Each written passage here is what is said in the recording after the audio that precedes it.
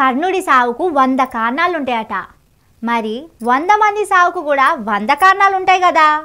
తమిళనాడు బడా హీరో కొత్తగా పార్టీ పెడితే మొన్న తొక్కిసలాట అయింది కదా. గా సావుల వెనక చాలా కథనే ఉందట. ఇప్పుడిప్పుడే నిమ్మలంగా బయటకు వస్తున్నాయి. ఓర్ని ఇన్ని స్కెచ్లు వేస్తారా సామి రాజకీయాల కోసం?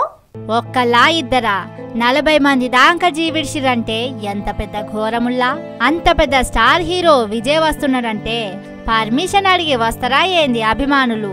ఇంతమందే రావాలంటే అంతమందే వచ్చేటందుకు వాళ్ళేమన్నా కైకిలి పోతున్నారా? పొట్టు పొట్టు వచ్చి పడే తొక్కిసలాటయ్యే 3 దినాల సంధి గిదే నడుస్తున్నది దేశం మొత్తంలా. దీని వెనక పోలీసోళ్ల తప్పున్నదని పాటోళ్ల తప్పేనని పోలీసోళ్ళు.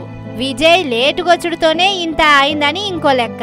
కానీ కావాలని చేసిరని కూడా అభిమానులు గట్టిగానే జాడలు తీస్తున్నారు. పాటోళ్ళు 2 జాగల పర్మిషన్ అడిగితే అక్కడ ఇయ్యలేదట.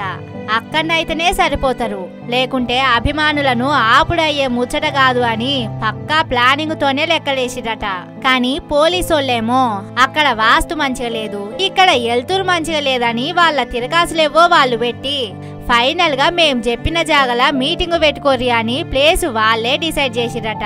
ఇక విజయ్ లేటుగొచ్చుడు, ఫ్యాన్స్ పూనకాలతోని ఊగిపోవడు అవుతున్న టైంలా టయానికి కరెంటు పోయిందట.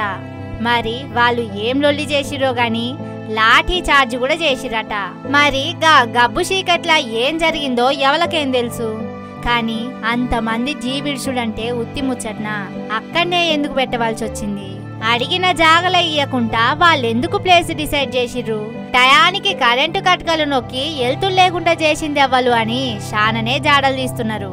గట్టిగా తలుసుకుంటే విజయ్ అభిమానులే గీ దారుణం వెనక సావుల వెనక కారణాలు ఒక దారికి తెచ్చేటట్లు ఉన్నారట.